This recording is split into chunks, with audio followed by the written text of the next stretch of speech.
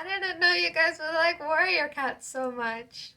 What's up, guys? My name is Moo. I am a college student who loves reading, and I'm here to share that love with all of you.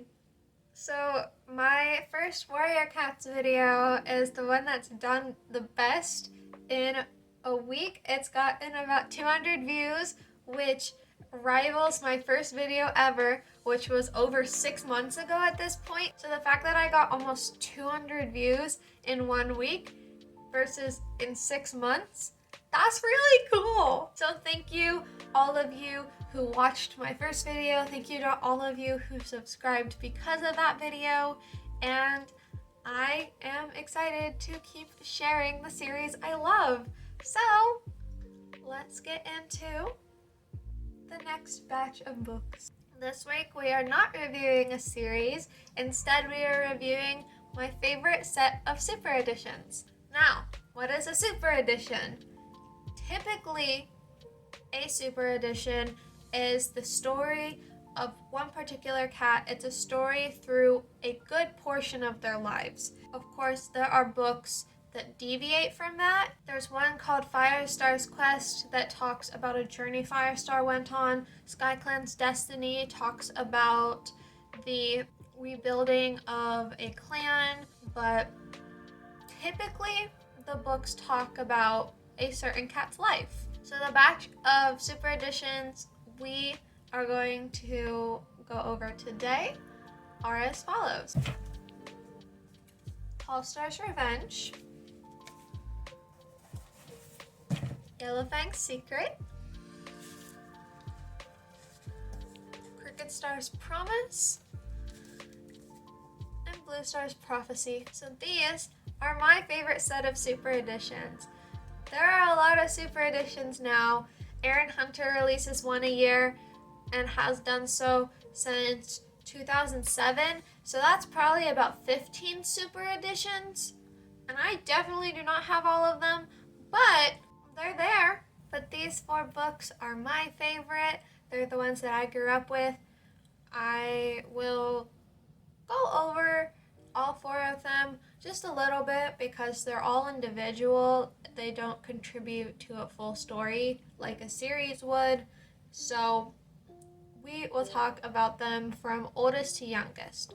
So the way that I decided to read these, the way that I decided the order was which cat was born first.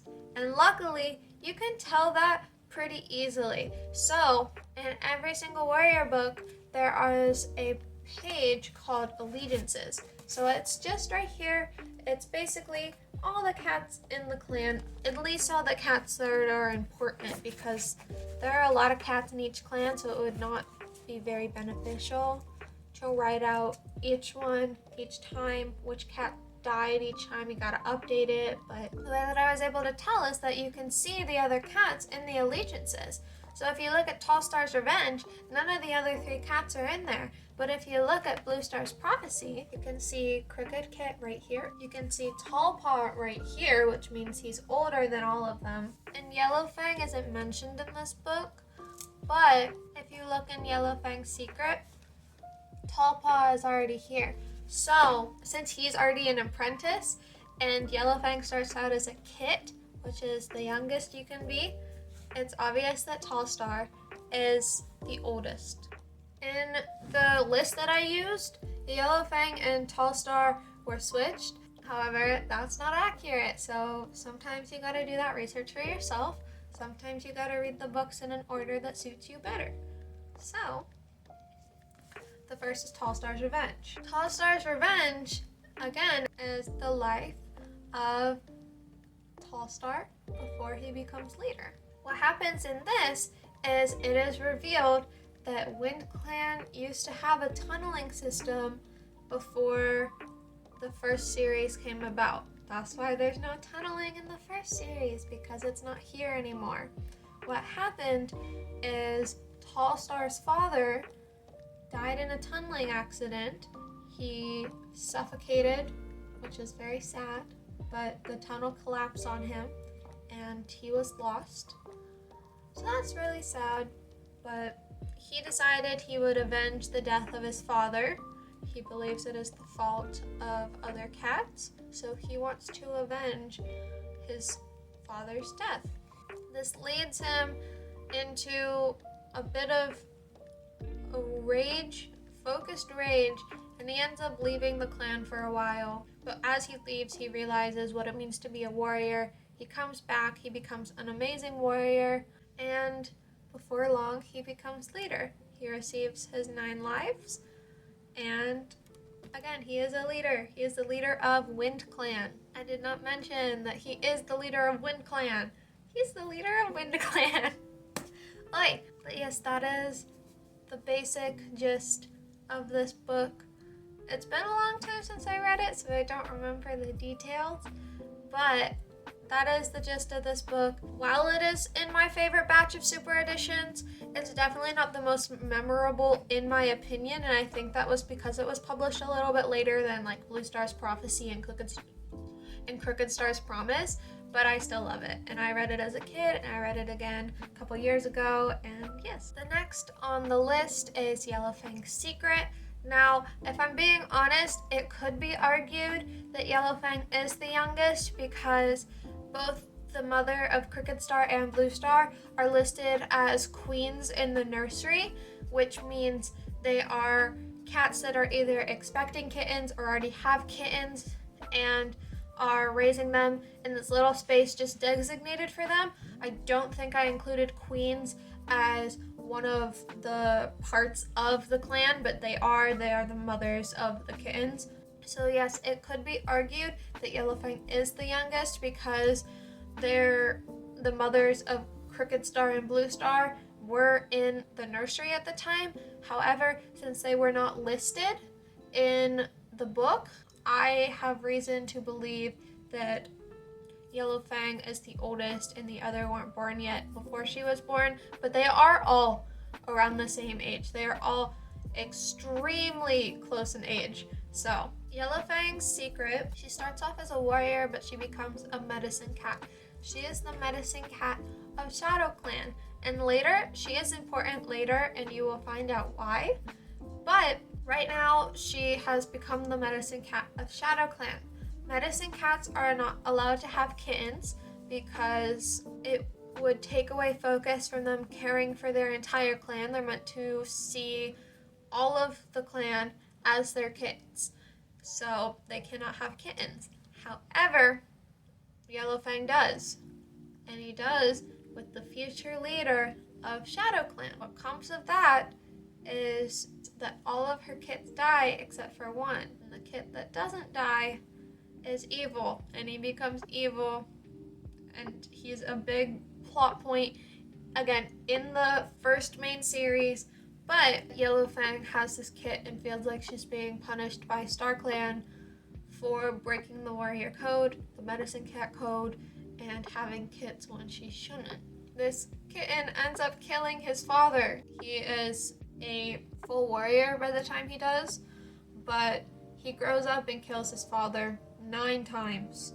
We'll talk about that a little bit later, but yes, this happens, and it ends with Yellowfang getting exiled from the clan. She is no longer allowed in this clan because she gets framed for killing kits, even though it was her son. And it's revealed to be her son later, but she was exiled because she was framed for killing kits. It's dark. This is a kid's series. How many times do I have to say this? This is a kid's series. I read this when I was 10. And I was just like, oh yeah, no, she killed them.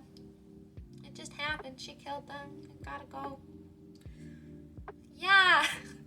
So this was one of the darker ones. They're all very dark in their own right. But I think this one is the darkest one out of the 4. So the next one is Crooked Star's Promise, and I know that Crooked Star is older than Blue Star because there's actually an overlapping scene in these 2 books. There's a scene that they're both in that shows up in both books, but it's from each cat's perspective. One is from Crooked Star's perspective, one is from Blue Star's perspective. But anyways, in the scene they are apprentices, and Crooked Paw had been an apprentice for longer, so that means he's older. This one is easy to tell between the 2 which one is the older of the two. But anyways, Crooked Star was not named Crooked Kit. He was named Storm Kit. However, he was in an accident when he was a kit that made his jaw crooked. So he has a crooked jaw. Therefore, his mother, being great mother, top-notch parenting skills, goes, well, you're never going to amount to anything, so I'm renaming you. This happens sometimes in the Warrior Cats series, and it's not wonderful, but it happens. Usually it's corrected. This time, it was not. He is just Crooked Kit now. So he grows up, and as an apprentice, he runs away. For whatever reason, again, I don't remember, but he runs away, just like Tall Star. A lot of these cats run away from their problems, but that's okay, because he comes back, again, better than ever. Though he is a bit old to be an apprentice, which is embarrassing, but he ends up getting his warrior name, Crooked Jaw, and he again goes up through the ranks, even though it was his brother who the whole clan thought was destined for him to be deputy and then leader. It's Crooked Jaw who ends up becoming the deputy and then the leader. Crooked Jaw's brother, Oakheart, is the only one that was really in his corner, even though everyone kind of pushed them to compete against each other, and Oakheart was the better of the two. Oakheart was always there for Crooked Star until the end, until he became leader and he became deputy by his side. And it was nice seeing the two brothers be so close, despite their family, despite the clan expecting them to fight against each other. So this is very much kind of coming of age, coming into himself, becoming a more mature cat. And yeah, this is definitely one of my favorites. I think this is the one that I've read the second most times out of the 4. Last, but certainly not least, my favorite of all, probably the Warrior Cats book that I have read more than any other book, is Blue Star's Prophecy. Now, I can't really pinpoint why this is my favorite Warriors book in the entire series, but it is. I'm sure I've read this book at least 4 times, if not more. I love this book so much. This is the one book that I know I can say I know pretty much what happens in almost all of it. It is seared into my mind because I love this book so much. So, Blue Star's Prophecy is unfortunately filled with a lot of loss. Again, these are dark books. She has to go through her life losing one person in her life, losing one cat in her life after the other. It's kind of heartbreaking to watch, but it's what happens. She starts out as a kit with her sister Snow Kit, and they grow up together, of course. And Blue Star becomes a warrior named Bluefur.